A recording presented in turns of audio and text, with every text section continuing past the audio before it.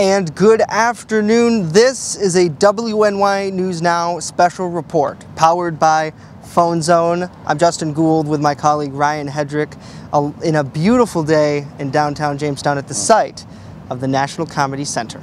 You know, Justin, I never thought that we would see a day when we actually enter the National Comedy Center. And I'm not being facetious here. I am saying this. There's a lot of pessimism in the city surrounding this project in particular because people know it's going to cost a lot of money. However, I will tell you this, after being inside of the National Comedy Center, getting just a sneak peek, hearing Theresa, Cuomo, and others talk about what this could be and what this is going to be, I'm now convinced that this is going to be an economic generator that's going to power Jamestown through troubled times and actually be good for the city of Jamestown and beyond. I really do. A lot of people, Ryan, as you know, have a, show me when it's done attitude. When this is complete, some of the naysayers will be like, hey, here it is. Right. And obviously a lot of people hope for the completion. And as reporters, we're covering it here today.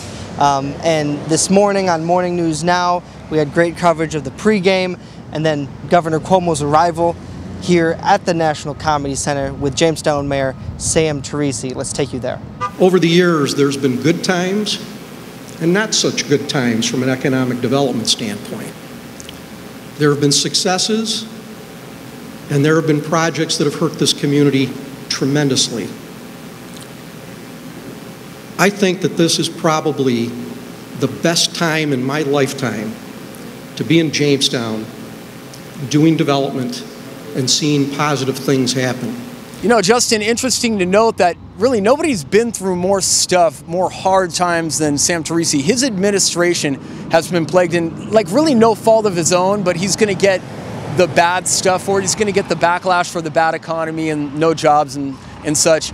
However, Sam Theresa had a different look on his face tonight, and as he kind of passed the baton to the governor, I think it was nice to see Sam Theresa kind of smile and enjoy what could be, what will be one day the National Comedy Center. We all have to be along for the ride if the state is going to meet its potential.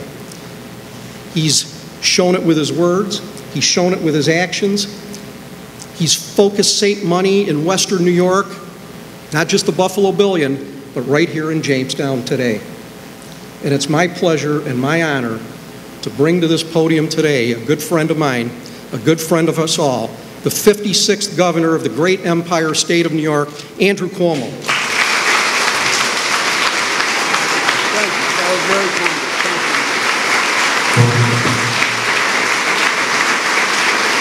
I believe this is going to be a national attraction. You already are hitting it out of the park. You already have the formula that's working. You're bringing people from all over. You're a tradition. To now build on that and literally have a national comedy center that becomes known around the country as the home of comedy. You can develop that and use that to attract people from all across the country. I want to invest in it on behalf of the people of the state of New York.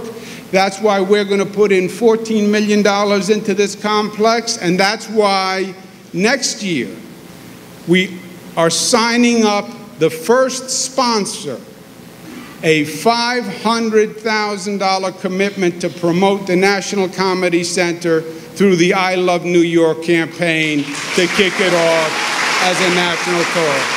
Thank you and congratulations. Ryan, the Lucy Comedy Festival, the National Comedy Center, it's been drawing major star power to this city. Lewis Black, he performed Monday at the Chautauqua Institution, part of this week of laughs. We caught up with him after this announcement. Why is it a good place?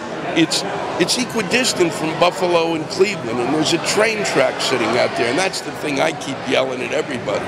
All you got to do is look at that train track. And that train track, first off, Buffalo has made a comeback. Cleveland is making a comeback. Why wouldn't you want to connect those cities? And you're in the middle. It's just a perfect place. Coming up here, to be honest, it's a pain in the neck. So to be able to actually take a train up here, or to get off of the plane and get to the train and roll in that way, And you're right downtown here. It's just and I'm big on trains, and to actually take a building that was a train station and convert it to something that's near and dear to my heart, I think is great. This was a great day, and again, you really can't get the hope that everybody felt back in that building unless you were there, under one roof.